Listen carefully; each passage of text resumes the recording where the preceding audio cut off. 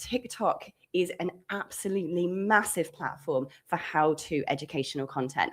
I follow heaps of hashtags on there, and I go there to learn.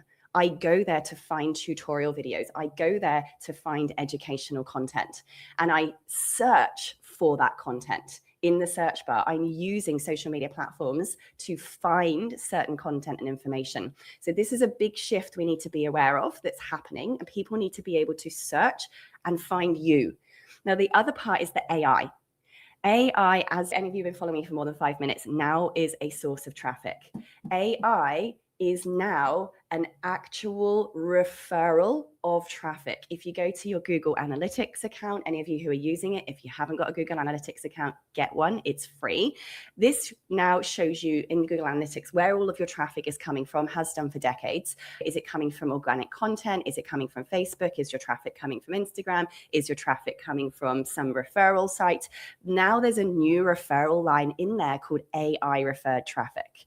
So this is where people are going to ChatGPT and saying, who's the best course creation coach in Australia?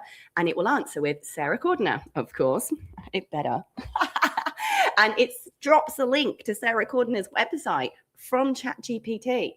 And that's how people are now coming to my site. I have now got data that proves that ChatGPT and other AI models are sending me traffic from people asking questions. Now, this is now more and more being built into our social media platforms. Many of you will have seen that only about a month or so ago, Meta AI launched in Australia. I know that you guys in America, you get everything before us. All right, we're a little bit behind.